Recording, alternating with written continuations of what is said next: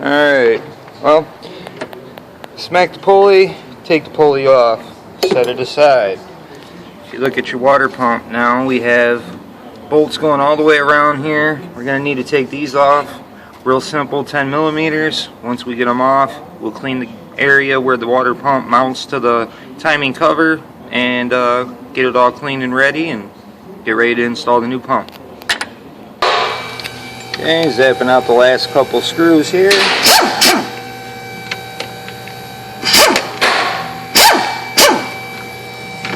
that aside, get these out of here. Same thing as before with the pulley. Give her a few good smacks. And note to self, if you're not in a shop environment, you might want to drain the cooling system before doing this. Me, it don't really matter.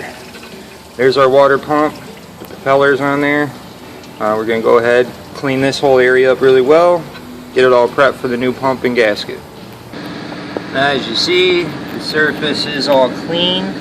It's free from any buildup or anything. I just used a wizard wheel and cleaned it up really well. I'll get the rest of this junk from out of in here, get that residual coolant out of there, get it dry and ready for the water pump. Alright, gonna go ahead and slide the new pump in with the gasket on. I put a bolt in there just so I know it don't move. Go ahead and hand starting all the bolts. Once you get all the bolts started, you can go back and tighten them down evenly, being careful not to over tighten them.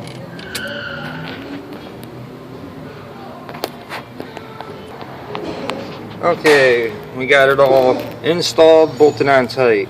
The new water pump's going to come with this sleeve. That's just to protect the threads for the fan that goes back on it. At this point, I'm going to say let's put the pulley back on. Slap the pulley back on there. We'll tighten it down the best we can. Reinstall the belt, tighten down the pulley the rest of the way, and then reverse our removal procedure and put the shroud and the fan back on.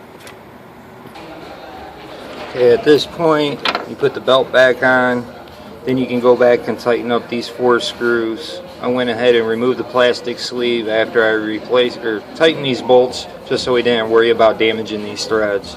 Now we just need to drop the shroud and the fan back in, tighten it back down the same way we took it off, kissing it with the air hammer. And definitely the hardest part of this job is getting this shroud out and back in.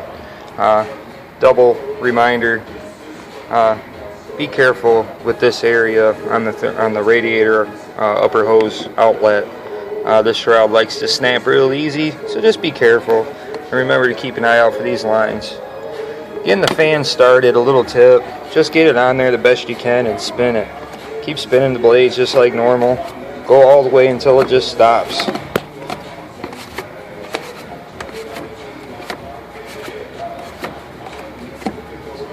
Stop there. Now we can grab the air hammer.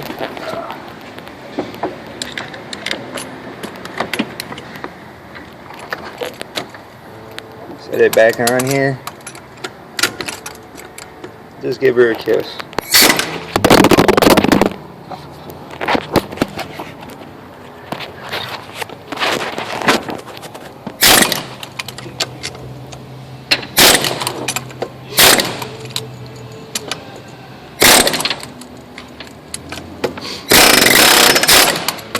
Good enough.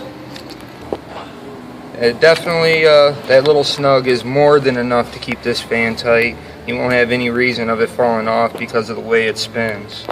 I'm going to go ahead and snap my lines back in and rehook up the upper hose and fill up the cooling system, and that's about it. Changing a water pump on a 2006 Trailblazer 4.2 liter.